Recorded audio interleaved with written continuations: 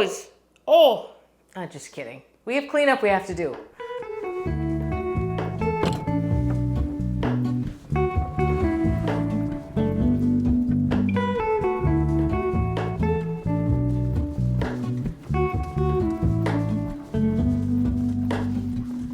Hello, Ramona. So we're back at the new garden for the first time this year. Now this is the garden that I showed you guys last year several times, and it's been an extremely fun project for me for a lot of reasons. The first is that I feel like I finally got a sense of translating a design from my mind and from paper onto earth. And so that process has actually been really enjoyable for me. But a lot of the ways I was planting this, the plants I was choosing for this, and the way that I'm going to maintain this garden are a bit of a departure for me, just a little bit. So let me tell you about how we're going to clean this up, because I have been doing this in one other spot in the garden, which I'll show you, but this is something a little bit different for me and maybe for you too. So nothing is getting taken away here. I am going to go in there and just cut everything and let it lay. Now, in the future, I hope to be able to do this actually with a lawnmower. I'm a little worried because I feel like some of these plants are a little bit immature for that kind of treatment. I would hate to have something that wasn't quite established and actually like pull a root ball out. Plus, I'm a little bit late because I actually have some of those daffodils that we planted in here are up. So running a lawnmower at this point wouldn't be great. So I'm actually going to hand cut everything. Ideally, everything would be a little bit mulched, so it's going to be a lot of hand chopping. I'm just going to like chop everything like 3 or 4 times and then let it lay. Nothing gets raked out of here. The only thing I'm going to take out of here are any big like tree limbs or big tree branches that have fallen over the winter. So the idea here is that the litter that plants create is what they grow best in. So if you think about a forest, no one rakes the forest. Everything just lays there, and you know how rich and wonderful that soil is and how happy those plants are there. So that's what we're going to do here. And this is also part of a concept of a lower maintenance garden down the future. This is, you know, this is maintenance for sure. But down the line, the idea is that this garden is not quite as labor intensive as some of the other gardens I have. So I didn't invent this. There are far smarter people than I who have come up with this concept. And I'm following their lead on this. So I would point you to Roy Diblick's channel. I'll link to it below, who offers a lot of a really good perspective on understanding plants.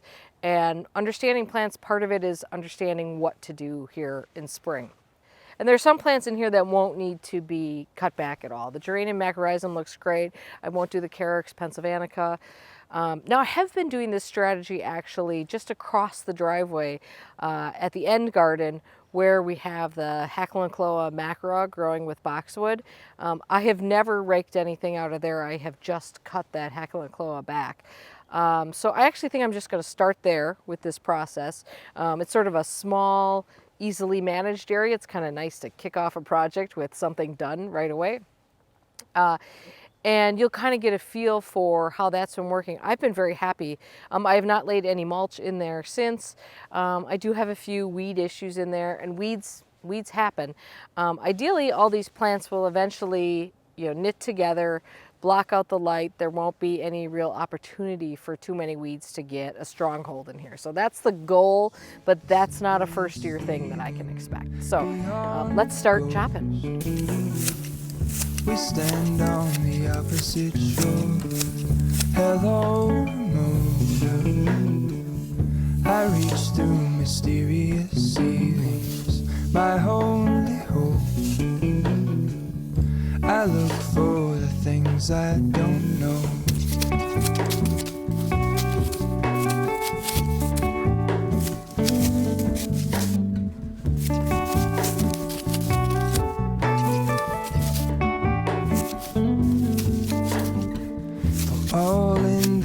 Okay, so what do you think? I know what you're thinking. I know you're thinking, that would drive me nuts. You got to get a rake and clean that up. And I feel it too. I feel a strong urge to clean all this out of here. So I'm definitely going to have to just walk away and not look at this. because old habits die hard, right? But I have been doing this for the last several years. It's worked out great. Now, the grasses just took off this year, so there is a lot more material here than there usually is.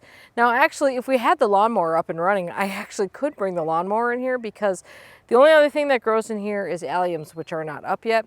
So I actually could have mowed this and then just mowed around the boxwood. And I think I probably also could have taken a string trimmer and done all this with the string trimmer, but I sort of felt like I wanted to just get in there and get up close and personal, so that's why I did it. So, okay, so it's a different look, right? Would I do this on my patio at the garden that we look at all the time?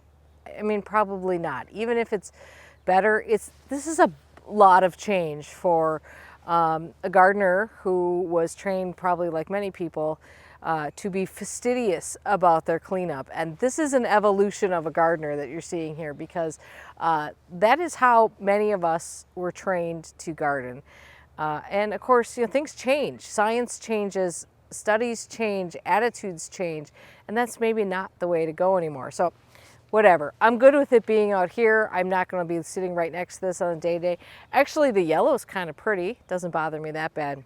So we'll be back to this garden, we'll see this later. But now I have to tackle this other garden, which is not going to be nearly as much work, actually, because the plants are so much smaller than these grasses over here. So one of the plants I wasn't planning on cutting back, because it basically has evergreen foliage, is this Stacky's, I think this is Summer Crush.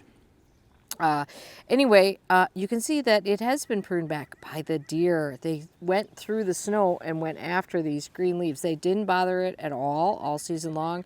But this winter they went after it, and I think you can see here there are some new little leaves in there. It'll be fine, I think. But anyway, they did a little bit of pruning when I wouldn't have done it before.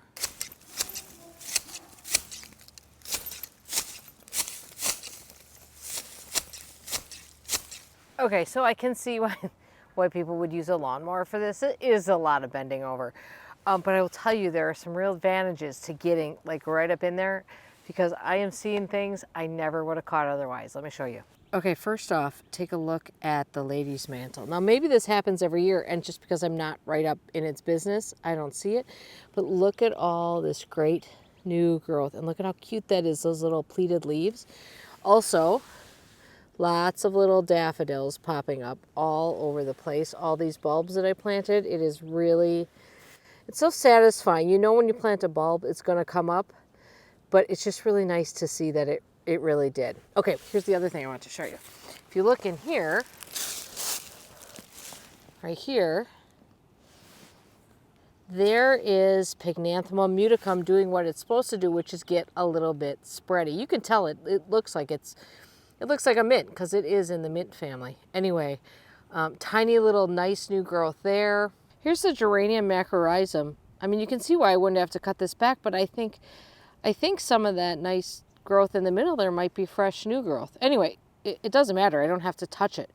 In fact, you don't have to do anything to it. So, I mean, that's not bad for a plant, huh? Okay, and then maybe the most exciting thing is that the Cornus mass buds are starting to show color. Okay, this is Hackmacloa all gold and Astilbe chinensis visions.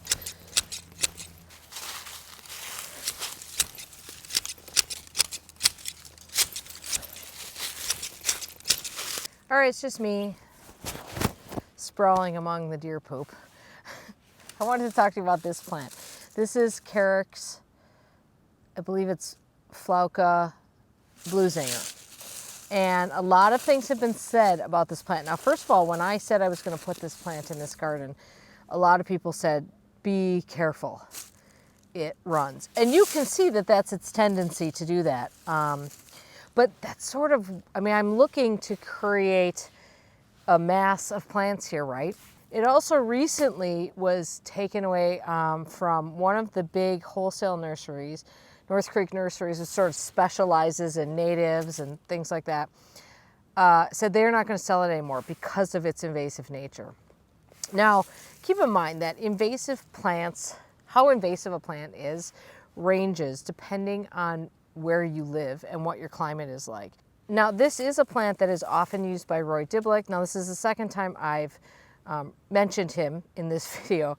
Roy is a garden designer and plantsman, and he has worked with Pete Aldolf on several of his gardens. He worked on the Lurie garden. He is sort of at the forefront of this kind of planting. And I actually did talk to him about this last year and said, am I going to run into problems? He said, if you are growing it in shade, which I know I'm sitting in sun right now, but it's spring, so there are no leaves on the trees. He said you shouldn't have a problem with it. He said it should be well behaved. So anyway, but he does say in his book to cut it off because it will, which is not what you do with a lot of calyxes, but he recommends cutting it off because then it will have a nice tight mounding form to it when it reflushes. So that is what we're going to do. We're going to say off with its head. Well, that's everything cut back. Actually, it didn't take very long considering how many plants are here. But when you're just chopping it and leaving it, there's not much to it. Now, this is a job I still have to do. This is a willow that I planted here, but I grew a whole bunch of willows here, and I'm not sure which type this is. I suspect since the deer aren't eating it, it's probably Salix purpurea, which is deer resistant. But I have decided, I couldn't decide last year whether this was going to stay in the garden or not. I decided we are going to pollard this. So I'm going to cut the whole thing back about, I don't know, 18 inches above the ground, and we're going to just get all new shoots out of there. So other than just picking up the sticks, which I have to do yet, that's it for cleanup here. That was pretty easy. I mean, even though I hand cut that, that was really quite easy. Now there's a ton more work left to do in this garden. Obviously, I'm sure some of the plants didn't make it, so there will be plants to replace or planting designs to sort of fine tune. And obviously there's a whole chunk of this that I actually didn't get planted last year because I ran out of money, time, and well, mostly money and time, interest too maybe. So there's a whole bunch more to be done here, and I do need to do some regular maintenance along the little waterway here, which I call the creek or the crick. It's really just drainage from up the hill. It comes from the culvert under the road. It is, I'm romanticizing it by calling it a creek, but why wouldn't you? So I need to work on some of the rocks, and there are a ton of weeds along there. Anyway, there's work to be done, but this is the cleanup, and I just want to show you this sort of new approach to it, newish for me and maybe new to you, and a different way of thinking about cleanup. And of course, since we'll be following this all year, you guys will have the opportunity to see how it turned out. Maybe it's a big failure. We'll find out, right?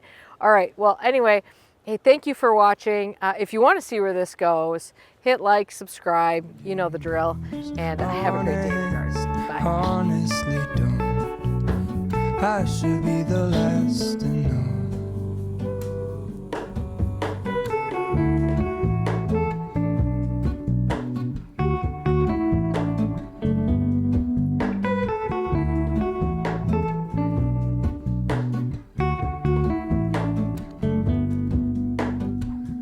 Hello to Mona, I mistook you for a dream. The engine glows, and I guess you always seem to know. Hello to Mona, I push back the serious feeling.